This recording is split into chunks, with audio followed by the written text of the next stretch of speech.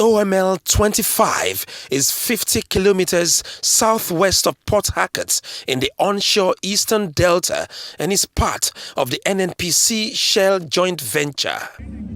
The block is located on a coastal mangrove swamp and extends slightly offshore, intersected by the Santa Barbara and San Bartholomew rivers, which are large deltaic tidal channels that enter the Gulf of Guinea. A little girl masters great effort to get water from a monopump in an oil-producing community where the taps run dry. Few meters away, her neighbor is cleaning fish for the evening meal.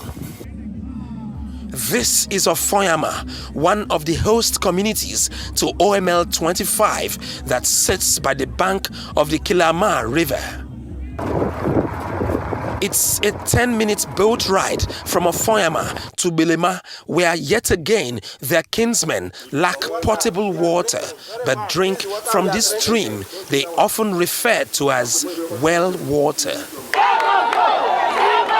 In 2017, the youth and women stormed OML 25 and forced a shutdown, citing non-compliance to a 2004 General Memorandum of Understanding and also an alleged plan by Shell Petroleum Development Company to sell the flow station as part of its divestment plan. SPDC came full stream by 1980 and we're in 2024.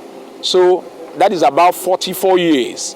And the community you can see here, you see that there are no infrastructural developments. There are no human capacity development. There is no good drinking water. They have not risen up to their corporate social responsibility, ecological degradation, and all that. So it's more or less like a genocide on the people.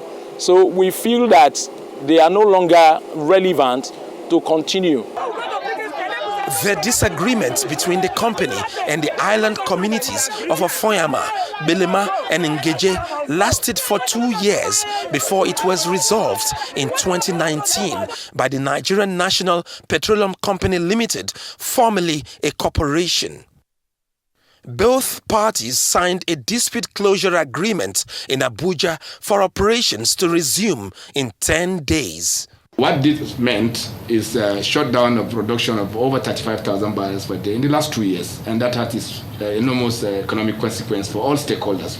One of the focus of the Petroleum Ministry today is to ensure that there is zero loss in the industry. When disputes of this nature happen, everyone suffers, especially the immediate recipient community.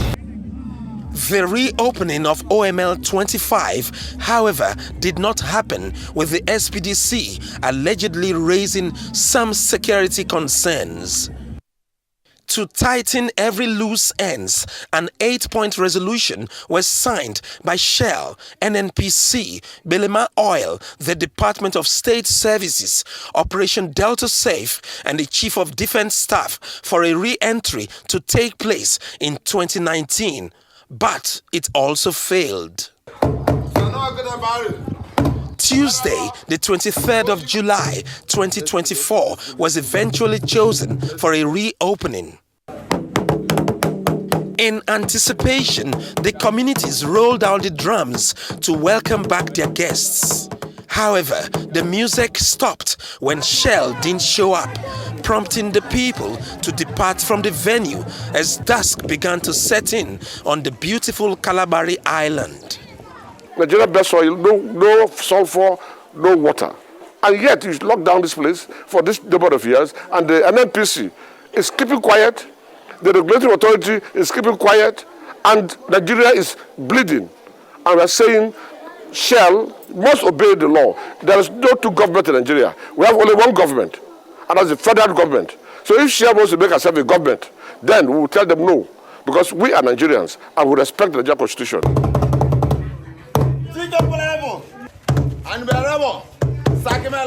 In the morning of the following day, the town crier's drum rouses residents of the ancient Kola Kingdom. inviting everyone to a summons by their king.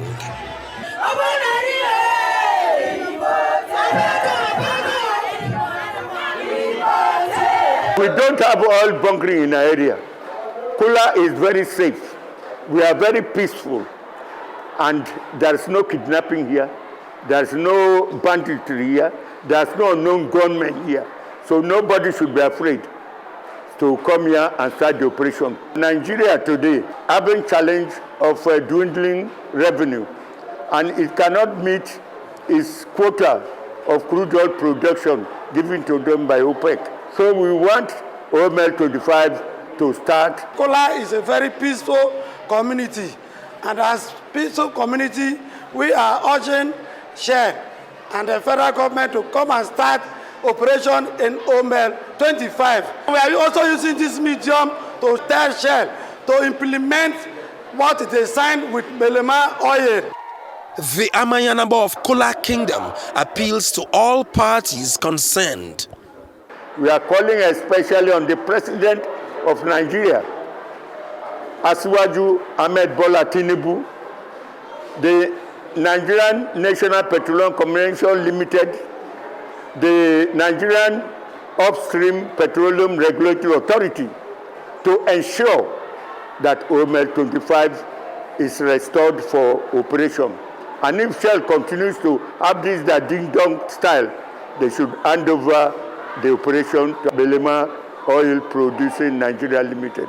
Conflicts and disagreements could be very expensive sometimes, and all parties concerned have incurred losses for 7 years. But Nigeria is the biggest loser here, as OML 25 remains shut in Kola Kingdom.